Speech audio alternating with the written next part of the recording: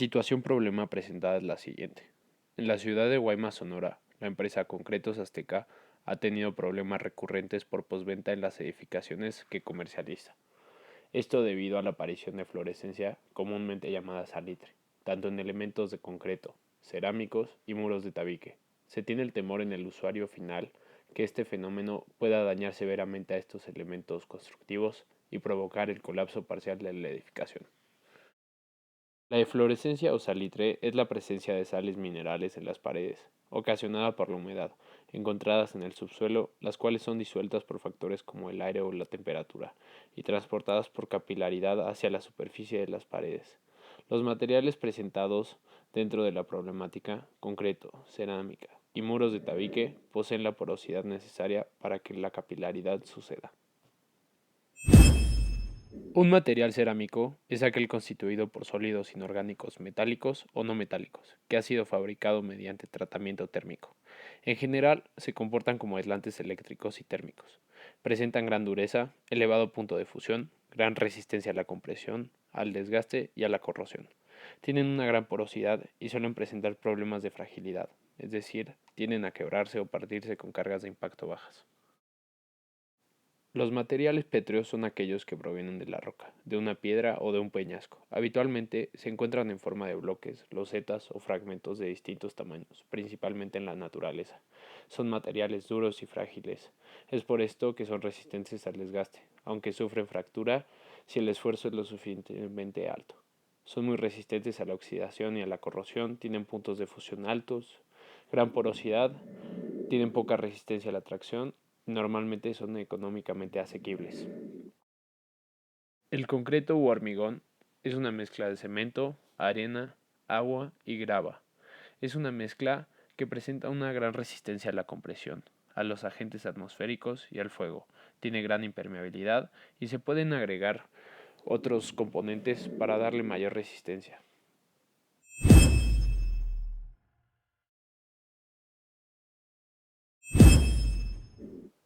Para la práctica fue necesario el obtener tres tipos de materiales diferentes.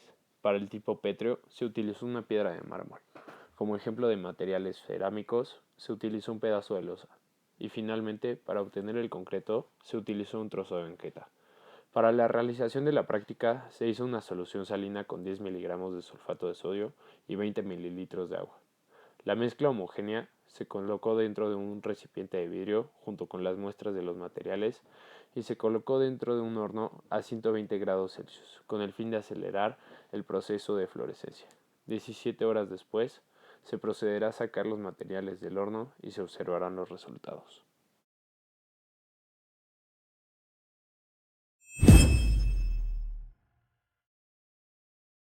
Al momento de sacar las muestras, después de haber sido expuestas durante 17 horas, se pudo visualizar el salitre en casi todas las muestras, siendo la losa la única que no presentó ninguna señal de fluorescencia.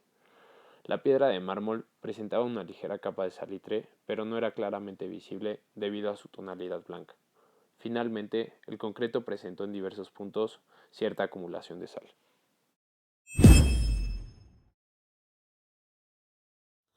Al realizar la práctica, los resultados obtenidos llegan a tener sentido gracias a las propiedades de los materiales del experimento, principalmente hablando de la porosidad de cada uno de los materiales.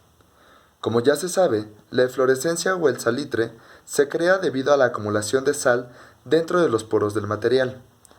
Los resultados arrojaron que el concreto era el que tenía más indicios de salitre, siendo este el más poroso de las tres muestras. Sin embargo, considero que los resultados pueden variar dependiendo del tipo de material que se estudie. Por ejemplo, un trozo de grava pudo haber tenido un resultado similar al del concreto. El salitre tiende a hacer su aparición en paredes, ya que estas están hechas de ladrillo y el ladrillo es un material sumamente poroso, por lo que absorbe las sales y la humedad que encontramos en el terreno. Mi discusión de resultados de este experimento es que la losa es el mejor material de construcción porque aguanta la inflorescencia durante cierto tiempo.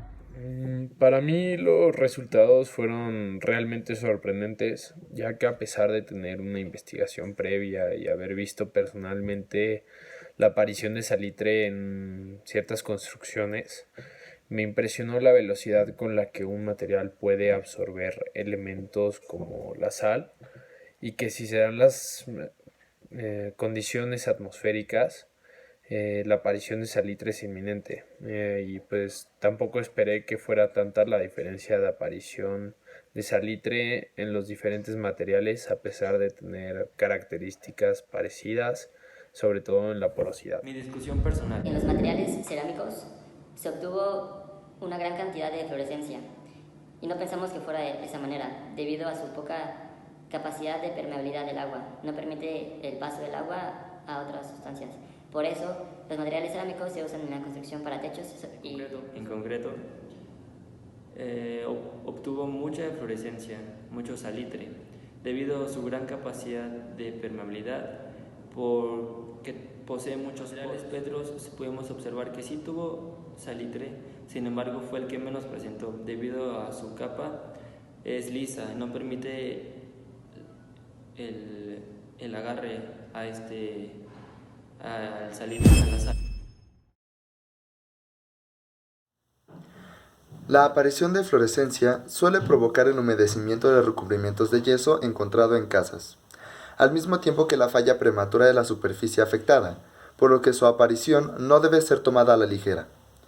Con la práctica se aprendió que dependiendo de las propiedades de los materiales, la posibilidad de aparición de salitre varía.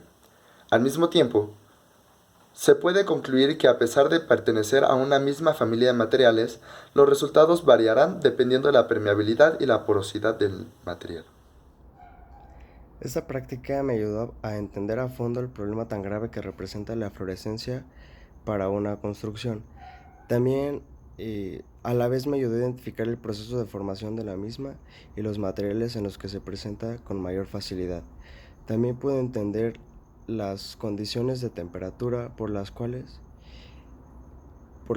aparece y qué materiales utilizar para así En evitarla. esta práctica aprendí cómo la fluorescencia afecta a diversos materiales y pude observar cómo la fluorescencia actúa sobre cada uno de Pues ellos. mi conclusión es que esta práctica me dio la oportunidad de observar los factores que generan la aparición de salitre o la eflorescencia en los diferentes materiales de construcción, así como que ciertos materiales tienden a absorber más sales y por lo tanto son más propensos a presentar eflorescencia. Y pues la eflorescencia no sería posible sin la participación de ciertos agentes atmosféricos como es el aire y la temperatura.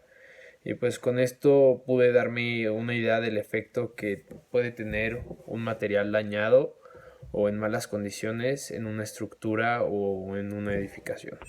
Tenidos en la práctica, puedo concluir que todos los materiales tienen cierto grado de porosidad. Esto significa que todos los materiales se vieron afectados por la eflorescencia, debido a su capacidad de absorción de agua y del mineral de esta agua, que en este caso fue sal.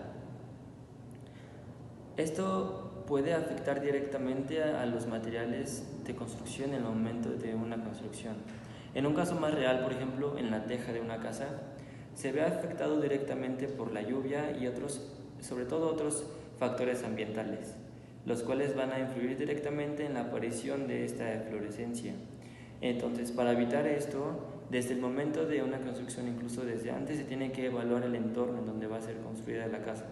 Se tiene que evaluar el nivel de agua, de lluvia, el nivel de agua freática y el nivel de mineral que hay en el suelo, para evitar que en futuros años, en el uso de la casa, se detone esta eflorescencia, que es lo más importante porque al usuario le vas a evitar muchas complicaciones. La primera pregunta es, ¿qué factores contribuyeron en la aparición de salitre? Pues muchas veces la aparición de salitre se da por una tubería rota u humedad en el subsuelo. La humedad prolongada en las paredes promueve también la presencia de fluorescencia o salitre. Es así como un repellado cerca de un drenaje de agua defectuoso se ve afectado por el salitre, mientras que otras partes del repellado no son afectadas. Las paredes salpicadas, frecuentemente con agua, tienen similar situación. Y por último, tenemos la segunda pregunta. ¿Cómo evitar los daños en futuros diseños al interactuar la química del ambiente y los materiales de construcción? Primero, se tienen que detectar y eliminar la fuente de humedad. Esta puede ser una tubería rota u humedad proveniente del subsuelo. De ser necesario, retira el aplanado hasta llegar al sustrato.